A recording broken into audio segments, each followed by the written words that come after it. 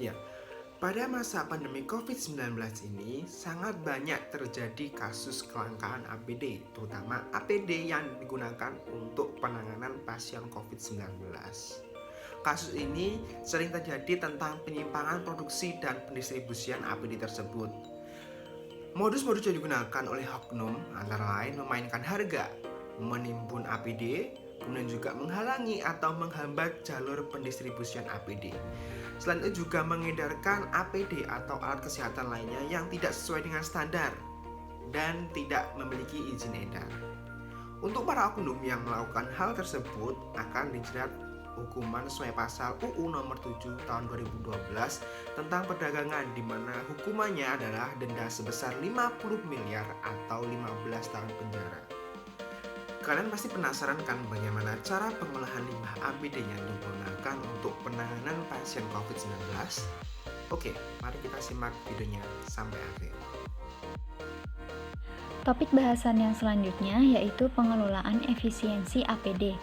Center of Disease Control and Prevention, Departemen Kesehatan dan Layanan Masyarakat Amerika, membuat serangkaian strategi atau opsi yang dibagi menjadi 3, yaitu strategi kapasitas konvensional, strategi kapasitas kontingensi, dan strategi kapasitas krisis untuk mengoptimalkan persediaan APD dalam pengaturan perawatan kesehatan ketika penyediaan terbatas dalam kesiapsiagaan COVID-19. Yang pertama, pengelolaan masker. Strategi kapasitas konvensional berupa penggunaan masker sesuai dengan labelnya. Strategi kapasitas kontingensi berupa yang pertama, selektif dalam membatalkan prosedur dan janji pertemuan yang tidak mendesak, di mana masker biasa digunakan oleh tenaga kesehatan. Lalu, menggunakan masker jangka panjang dalam artian tidak mengganti masker saat menangani pasien berbeda dengan penyakit yang sama. Selanjutnya, meniadakan pasokan masker di tempat umum. Masker hanya diberikan pada pasien bergejala pada saat check-in di pintu masuk pelayanan kesehatan atau rumah sakit. Dan yang terakhir, batasi penggunaan masker agar digunakan hanya oleh tenaga medis daripada pasien untuk kontrol sumber. Lalu strategi kapasitas krisis, diantaranya yang pertama, membatalkan seluruh prosedur dan janji pertemuan yang tidak mendesak. Yang kedua, gunakan masker di luar usia simpan yang ditentukan pabrik selama kegiatan perawatan pasien. Lalu yang ketiga, prioritaskan masker wajah untuk kegiatan tertentu, seperti saat operasi dan prosedur penting, saat kegiatan perawatan di mana percikan dan semprotan diantisipasi, saat kegiatan di mana kontak tatap muka yang lama atau hubungan dekat dengan pasien yang berpotensi menular, dan untuk melakukan prosedur menghasilkan aerosol jika respirator tidak lagi tersedia. Berikutnya, pengelolaan sarung tangan. Strategi kapasitas konvensional berupa yang pertama, prioritaskan sarung tangan steril untuk prosedur bedah dan steril lainnya. Yang kedua, sarung tangan medis untuk menangani agen kemoterapi. Lalu yang ketiga, ingatkan petugas kesehatan tentang indikasi kapan sarung tangan dibutuhkan, serta situasi perawatan umum saat sarung tangan mungkin tidak diperlukan. Lalu strategi kapasitas kontingensi, yaitu menggunakan sarung tangan medis sekali pakai yang standarnya mirip dengan sarung tangan bedah dan pemeriksaan yang disetujui oleh FDA atau Food and Drug Administration, tetapi disetujui berdasarkan standar Indonesia atau internasional lainnya. Lalu, strategi kapasitas krisis, yaitu berupa penggunaan sarung tangan yang melampaui masa simpan yang ditentukan pabrik untuk pengiriman layanan kesehatan. Sarung tangan steril yang melewati masa simpan yang ditentukan pabrik tidak boleh digunakan untuk prosedur bedah atau steril lainnya. Lalu, memperpanjang penggunaan sarung tangan medis sekali pakai. Berikutnya, pengelolaan baju pelindung. Strategi kapasitas konvensional berupa penggunaan alternatif baju pelindung yang menawarkan perlindungan setara atau lebih tinggi. Strategi kapasitas kontingensi berupa yang pertama, secara selektif membatalkan seluruh prosedur dan janji pertemuan yang tidak mendesak, di mana baju pelindung biasa digunakan oleh tenaga kesehatan. Yang kedua, pergeseran penggunaan baju pelindung ke arah baju pelindung kain. Yang ketiga, Pada saat kekurangan, fasilitas kesehatan dapat mempertimbangkan untuk menggunakan baju pelindung internasional. Lalu, strategi kapasitas krisis berupa prioritas penggunaan baju pelindung, misalkan saat melakukan perawatan di mana terdapat percikan atau paparan yang diantisipasi.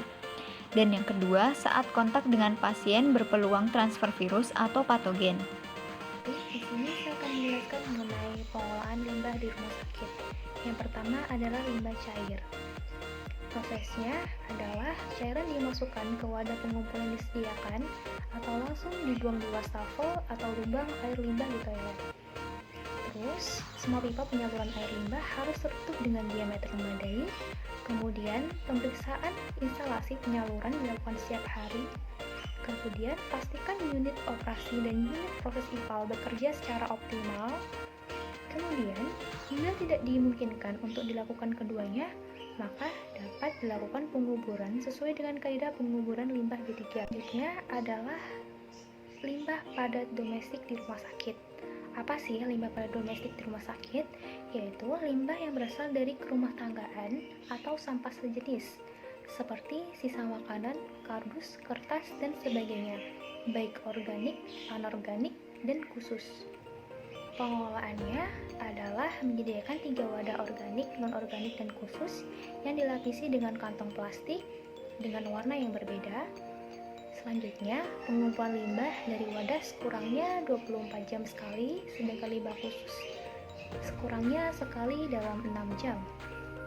Terus, petugas pengumpulan limbah khusus harus dilengkapi dengan APD, limbah padat organik dan anorganik agar disimpan ke tempat penyimpanan sementara, khusus limbah padat domestik.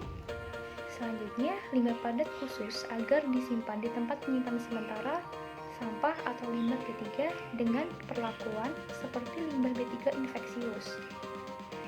Selanjutnya, melakukan disinfeksi pada tempat penyimpanan sementara limbah padat domestik. Nah, selanjutnya ada limbah B3 medis padat. Apa sih itu? Itu adalah barang atau bahan sisa hasil kegiatan yang tidak digunakan kembali yang berpotensi terkontaminasi oleh zat yang bersifat infeksius. Bagaimana sih penanganan atau pengelolaan limbah medis padat infeksius? Yaitu yang pertama adalah melakukan penyimpanan limbah infeksius dalam kemasan yang tertutup paling lama 2 hari sejak dihasilkan. Yang kedua, mengangkut dan memusnahkan pada pengolahan limbah B3.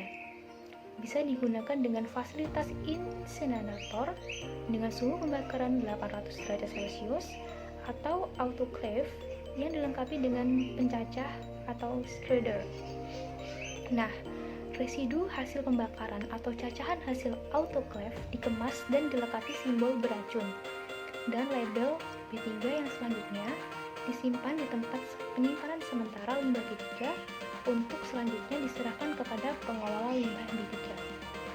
Sejak kasus pertama COVID-19 ditemukan, sudah banyak sekali kasus-kasus mengenai APD dan juga limbahnya. Yang pertama, peningkatan jumlah limbah medis akibat COVID-19 tidak sebanding dengan jumlah tempat pengelolaan limbahnya.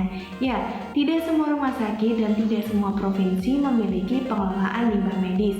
Dalam hal ini, pemerintah yaitu Kementerian Lingkungan Hidup dan Kehutanan telah menambah jumlah tempat pengelolaan. Dan setelah itu, mereka juga membuat integrated monitoring system yang akan memonitor tentang pengelolaan limbah yang ada di Indonesia. Yang kedua adalah sulitnya transporter mendapatkan izin. Transporter sendiri memiliki andil dalam mengantarkan limbah dari rumah sakit ke pengelolaan limbah. Namun, banyak transporter yang belum mendapatkan izin. Dalam hal ini, pemerintah seharusnya mempermudah dalam pemberian izin untuk transporter. Yang ketiga adalah perbedaan biaya untuk pengelolaan limbah. Hal ini terjadi karena tidak semua rumah sakit dan tidak semua provinsi memiliki pengelolaan limbah dan menyebabkan sebuah rumah sakit harus mengirimkan limbahnya untuk diolah ke tempat yang lebih jauh. Dalam hal ini pemerintah harus meningkatkan jumlah pengelolaan limbah, selain itu juga memberikan standarisasi dalam harga sehingga semua rumah sakit dapat membayarkan pengelolaan limbah dengan harga yang sama. Yang keempat adalah limbah tidak kunjung diangkut oleh transporter. Dalam hal ini, seharusnya rumah sakit membuat MOU dengan transporter agar mereka mengambil limbah sesuai dengan jadwalnya. Yang kelima adalah tidak semua TPS memiliki pendingin. Ya, limbah COVID-19 jika tidak dapat langsung diolah dapat disimpan terlebih dahulu di dalam pendingin dengan suhu di bawah 0 derajat Celcius. Namun sayangnya tidak semua TPS memiliki hal tersebut. Maka di sini peran pemerintah diperlukan untuk menyediakan TPS yang memiliki penyimpanan pendingin yang sesuai untuk limbah COVID-19. Yang keenam adalah pemanfaatan limbah secara diam-diam. Ada petugas rumah sakit yang mengolah kembali atau menggunakan kembali limbah yang digunakan dalam COVID-19, padahal limbah ini masih bersifat infeksius. Dalam hal ini diperlukan edukasi kepada semua pihak yang terlibat dalam penanganan limbah dan juga orang-orang yang terlibat dalam penanganan kasus COVID-19. Nomor 7 adalah transporter dan pengelola limbah belum paham betul mengenai bahaya dari COVID-19. Nah, untuk menanggulangi hal ini diperlukan edukasi kepada pengelola limbah, kepada transporter, dan kepada semua pihak yang dekat dengan paparan COVID-19. Hal ini dimaksudkan untuk menjaga keselamatan dan kesehatan dari petugas-petugas yang mudah terpapar COVID-19. Nomor 8 adalah sulitnya mendapatkan izin bagi autoklav di rumah sakit. Padahal rumah sakit sudah banyak sekali yang memiliki autoklav. Hal ini seharusnya menjadi perhatian oleh pemerintah untuk memberikan kemudahan dalam memberikan izin kepada rumah sakit yang telah memiliki autoklav.